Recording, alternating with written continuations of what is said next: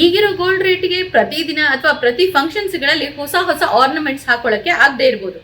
ಆದರೆ artificial ornaments ಹಾಕೊಳ್ಬೇಕು ಅಂತ ಇಷ್ಟ ಇರೋರಿಗೆ ತುಂಬ ಜನಕ್ಕೆ ಮೆಟಲ್ ಅಲರ್ಜಿ ಅಂತ ಆಗುತ್ತೆ.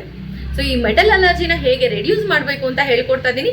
ನಮಸ್ತೆ, ನಾನು ದೀಪಾ ನಾಗೇಶ್, ಆಯುರ್ವೇದಿಕ್ ಬ್ಯೂಟಿ ಥೆರಪಿಸ್ಟ್. ಹೆಚ್ಚಾಗಿ ಫಂಕ್ಷನ್ಸ್ಗಳಲ್ಲಿ ನಾವು ಜ್ಯುವೆಲ್ರೀಸ್ನ ಹಾಕೊಂಡಾಗ, ಅದರಲ್ಲೂ ಆರ್ಟಿಫಿಷಿಯಲ್ ಜ್ಯುವೆಲ್ರೀಸ್ನ, ಇಮಿಟೇಷನ್ ಜ್ಯುವೆಲ್ರೀಸ್ನ ಹಾಕೊಂಡಾಗ ಕೆಲವ್ರಿಗೆ ಅಲರ್ಜಿ ಆಗುವಂಥ ಚಾನ್ಸಸ್ ಇರುತ್ತೆ. ಇಂಥ ಟೈಮಲ್ಲಿ ಒಂದ್ಸತಿ ಮೆಟಲ್ ಕ್ಲೀನರ್ ಅಂತ ಸಿಗುತ್ತೆ. ಸೊ ಇದರಲ್ಲಿ ನೀಟಾಗಿ ಆ ಆರ್ನಮೆಂಟ್ಸ್ನ ಕ್ಲೆನ್ಸ್ ಮಾಡಿ ಇಟ್ಕೊಳ್ಳಿ. ಇನ್ನು ಹಾಕೊಳ್ಳೋಕ್ಕಿಂತ ಮುಂಚೆ ಡಸ್ಟಿಂಗ್ ಪೌಡರ್ಸ್ ಅಂತ ಸಿಗುತ್ತೆ. ಸೊ ಯಾವುದಾದ್ರೂ ಮೆಡಿಕೇಟೆಡ್ ಡಸ್ಟಿಂಗ್ ಪೌಡರ್ನ ನೀಟಾಗಿ ಇಯರಿಂಗ್ಸ್ ಹತ್ರ ಮತ್ತು ನೆಕ್ಲೆಸ್ ಹತ್ರ ಎಲ್ಲಿಗೆ ನಿಮ್ಗೆ ಅಲರ್ಜಿ ಆಗುತ್ತೋ ಅಲ್ಲಿಗೆ ಫಸ್ಟ್ ಡಸ್ಟಿಂಗ್ ಪೌಡರ್ನ ಹಾಕ್ಕೊಂಡು ಆನಂತರ ಜ್ಯುವೆಲ್ರೀಸ್ನ ಹಾಕೊಳ್ಳೋದ್ರಿಂದ ಸಾಧ್ಯ ಆದಷ್ಟು ನಾವು ಮೆಟಲ್ ಅಲರ್ಜೀಸ್ನ ರೆಡ್ಯೂಸ್ ಮಾಡ್ತಾ ಬರ್ಬೋದು.